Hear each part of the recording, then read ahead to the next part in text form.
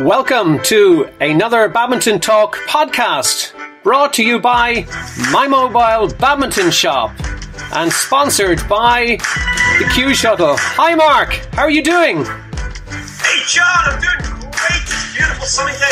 How are you doing? Oh, I'm doing great, Mark. It's a beautiful sunny day, and looking forward to listening to, of course, the second part of our English badminton player, Ray Webster, who came to us a couple of weeks ago, and we interviewed Ray.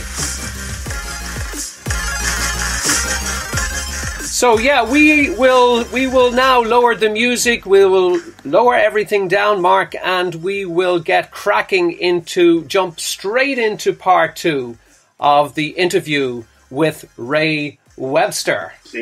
Brilliant, John. You know I've got more friends from badminton than in far countries around the world than I ever had in the whole of my life. You know, I've probably got like 150 badminton friends that I've met personally, not just through friends of friends on Facebook that I've met. You know, and like that's just awesome. You know, I'm so happy to have seen their skills. You know, and been in the same arena as them. You know. Yeah, but Ray, it's testament to you as well. I mean, you've really. You've made, such great commitment to travel to these countries to work through, the process that's there to put yourself out in the firing line every time. And I think over time, people are respecting you. There's no doubt, you're on the circuit many years. You're very much part of all that experience. And I've no doubt players love seeing you there. And touche to you, long may it continue, and let's get more Ray Websters into the top end of badminton. Why not? Well, there is one more coming, and this is Henry Painter of Canada. Now, his father was also Henry Painter, and he stopped playing badminton at age 98. Now Henry, in 1898 or at 98? Well, he was probably born in 1888. Oh my God, you're only a nipper, Ray. Mark and myself are in nappies. I'm just come out of junior. Oh God. But Henry Junior is. I've met him in Canada, and we are trying to team up for some open tournament doubles. He's pretty accomplished.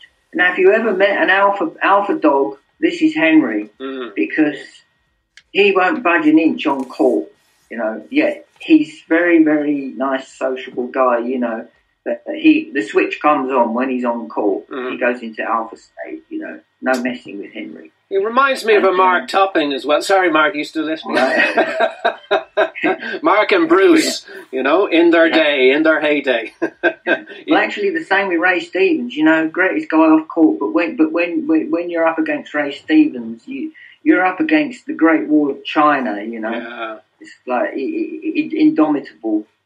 Anyway, I chatted with Henry quite a lot last year, and he kind of got into the idea of entering the Open circuit as well, and he played his first Open International late last year, the 11th Mexicana, and he won his round. God, golly, that is fantastic. There's a big shout out to that performance. That is absolutely fantastic, Ray. Yeah, go ahead. Yeah, it must have been very tough for the lad who he beat, but I certainly wouldn't want to get beaten by someone who's 60 plus. As long as he wasn't, well, maybe he would. When I was less than 20 age, Yeah. Well, Ray, that's really, really encouraging, and I have to say, I don't mind myself putting my own neck on the line, particularly over in Irish tournaments at the top level. I know I get a lot of eyes rolled up when I go out saying, who do I think I am playing at this top level? But I compete. Yes, you don't get the wins, but you get good scores.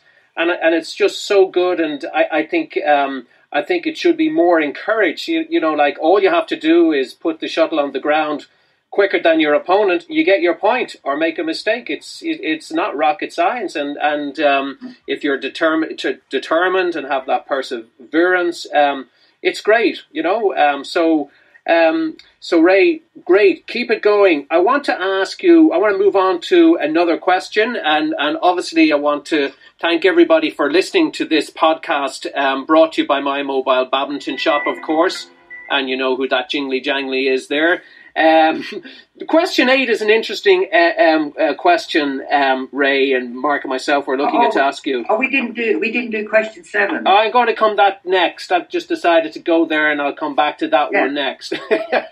I'm just checking that Ray is watching the script here. You know, he is. Yeah. I can imagine how he is on a badminton court. You know, if you were serving above your legal level, Ray would be kind of having words with the umpire, and you'd be dead right as well, Ray. But anyway, the question. Well, I'll ask you question 7. Is that your question, Mark? Then must be your question then. If it's 7, no, it's your question. That's my question.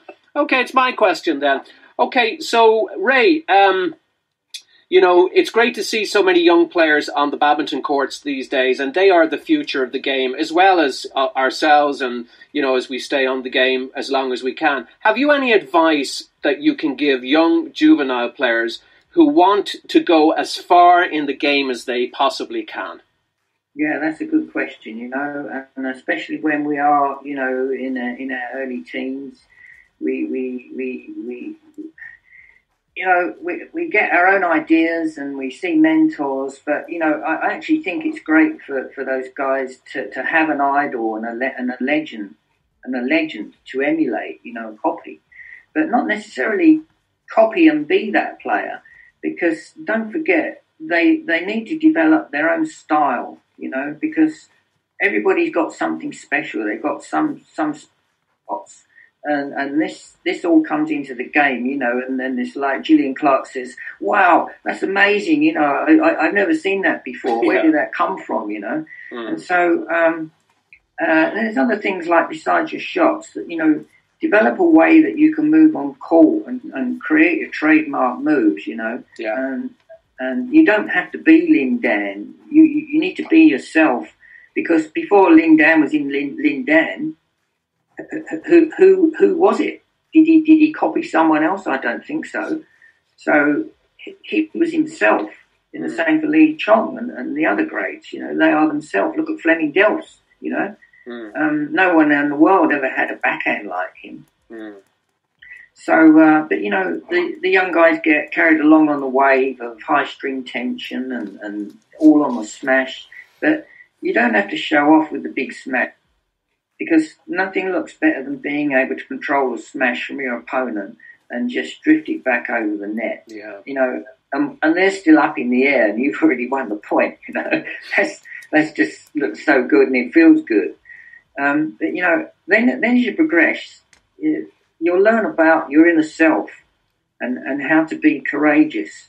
You know, this is like looking at Ray Stevens and looking at Vittingus, you know, who are more courageous on court, you know, and but most of all, you want to win, but don't score count. You know, it's not the score at the time that wins you the match, but it's each point. If you're preoccupied and you're 7-11 down, you start to think, I'm going to lose this, but you haven't, because he hasn't won the 12th point yet.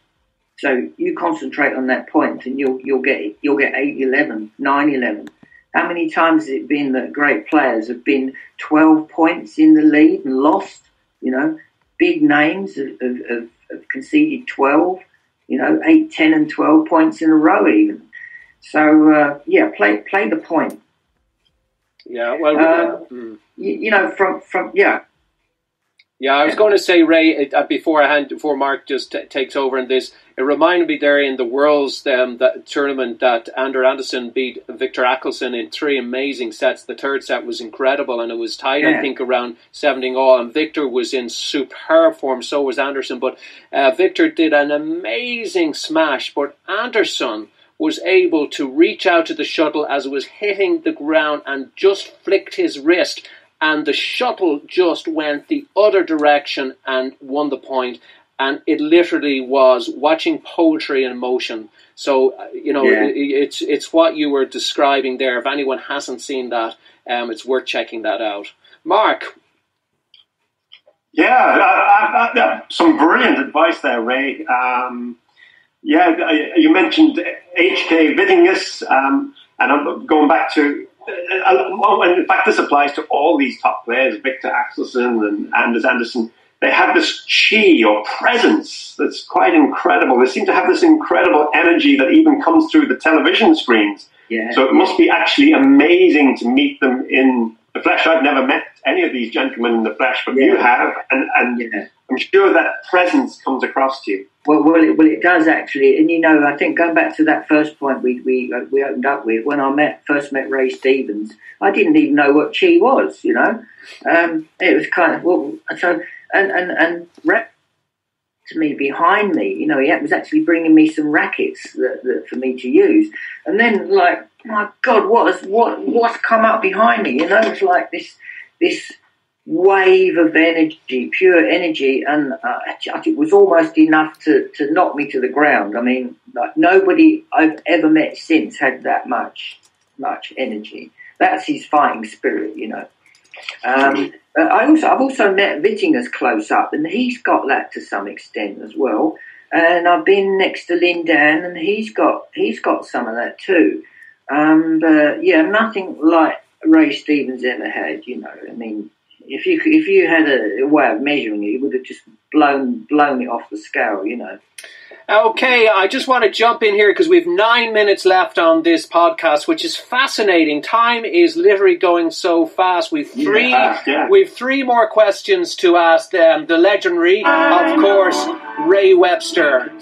And we want to welcome all our visitors to this podcast, brought to you by My Mobile Badminton Shop.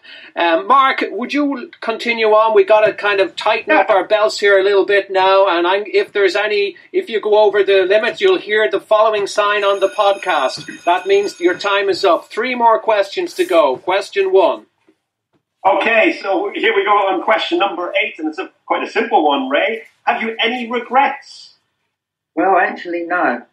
I'm just so happy to be back playing again, after 30 years off, and this is my 4th year. Brilliant. Could I have any regrets when now I've got the privilege of walking out on a green court, sometimes a show court, and you get led out, you get your name called, and, I'm doing things now and able to do things now that I never did before. And, playing guys that are maybe sometimes third of my age. I don't care if I get my butt kicked, and it doesn't matter because I've shown that I can get into double figure scores, and I'm out there playing against the odds. I'm one of only 3 players in the world at 65 plus that I know of that are doing it. That's amazing. That's amazing. I'd love to see that positive. You've got such a positive approach to it. It's just you appreciate every little bit. Yeah, and like I say, it's against the odds. But one day, I'm determined I'm going to beat the odds. Well, Ray, I'm sure you're going to beat the odds one day. I'm sure it's only just a matter of time. And I just want to make sure all our listeners know we have Ray Webster here. He competes internationally from England. What part of England, Ray, are you from? I meant to just say what specific part. Is it? Southwest England, Somerset County. Somerset, beautiful part of the world, yeah. Beautiful, yeah. Great places to mountain bike, forest trails, beach run. It's everything. Yeah. Unfortunately, not near enough badminton. It's a 50-mile round trip. Yeah. But as you say, Ray, we were saying offline before we came on, sometimes people, the courts they play on, they're spoiled a little bit. They don't really suit the training for those big arenas. Yeah. And therefore, what you do forces you to be a better player. You are, one, if not of the most, you must be one of the fittest guys on the planet, not alone for your age. How do you keep fit? Well, I think it started off probably as some genetics were involved because, if we got time for a minute on this, my parents and well, if you don't, you'll hear the bell. But the bell is not going yet, right? Okay. No. So my parents were born at the turn of the century, and before the Second World War, there weren't like cars on the road. If you saw a car on the road, you stop and say hello at that time. And my parents and two uncles and aunts, they both rode tandem bicycles from London every year down here to the West Country near where I'm living now. And they rode 90 miles in the first day, and then they spent a week touring down to Devon and further on. They rode all the big hills, then they ride back to London, So it was like 10 days and do like 800 miles with luggage, and they were fit, And then, it just kind of probably gave me a good foundation, and then I got interested in a load of things, like cycle racing. I wasn't actually very good at that, but I found I had endurance, and the club said, "No, come on, you got to be a wizened, tough 35-year-old before you go into endurance riding." I said, "No, I'll do it," And they said, "Well, look, if you can do 100 miles, you just stop." Anyway, so I didn't give up. I just did the whole. Start at 6 o'clock in the morning and finish at 6 o'clock at night. And I, the second time I did it, I made the 200-mile mark in 12 hours. Wow, that's amazing. And that's I couldn't walk properly next day. But not surprised. But I didn't give up, Yeah. Anyway, and then I got into rock climbing, and rock climbing was good. It really built my shoulders and my arms. Now I'm not a big muscular guy, but I'm lean. And then I started venturing around the world. I went to go and see the great wall climbers of Yosemite.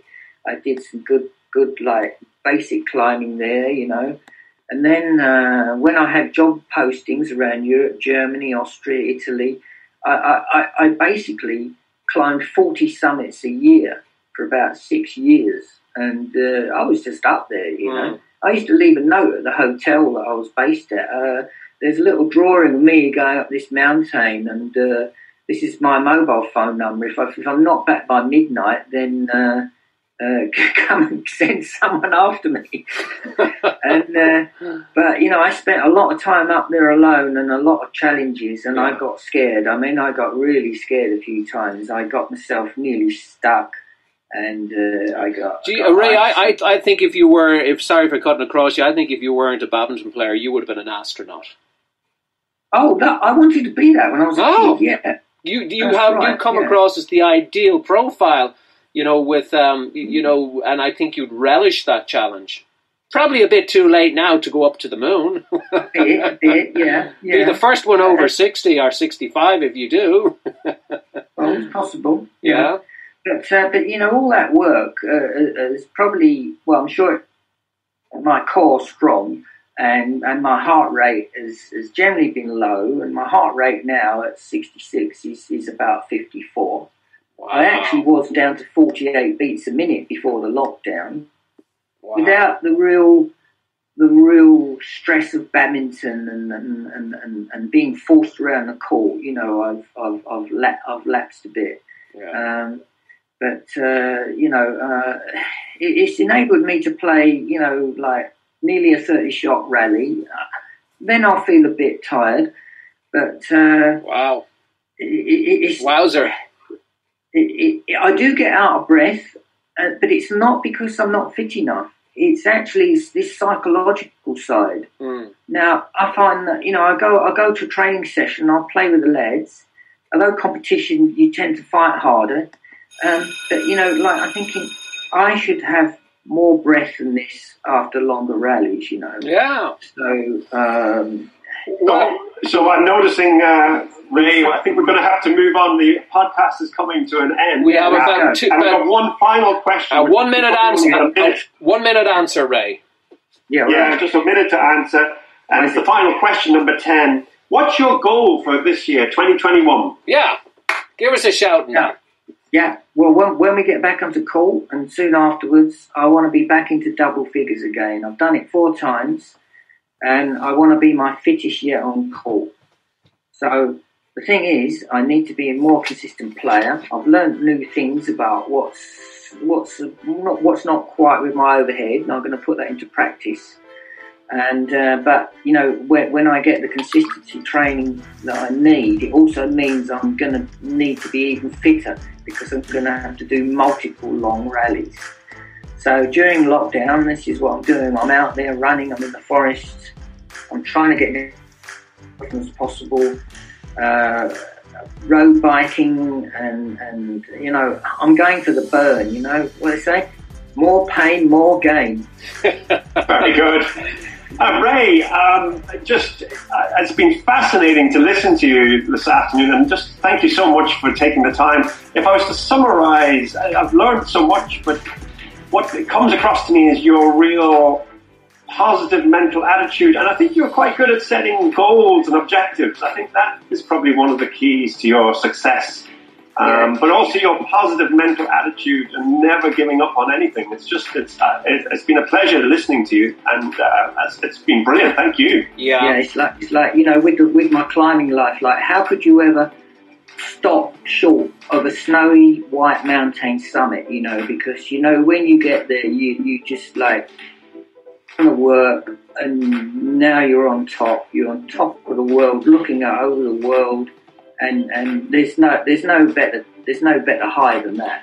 No, absolutely not, Ray. And I'm more convinced about you and the astronaut. Ray, I'll echo what Mark says. I want to thank you so much. 45 minutes has just flown. Wow.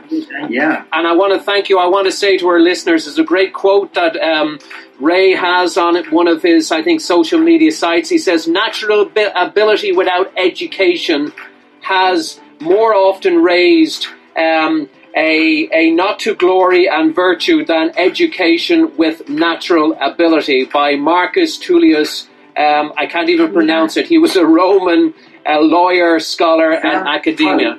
Yeah. Yes, that quote. I'd forgotten about it. Yeah, there you go. Well, listen, Ray, thank you so much. We are just about out of time. This first profile was brought to you by My Mobile Badminton Shop.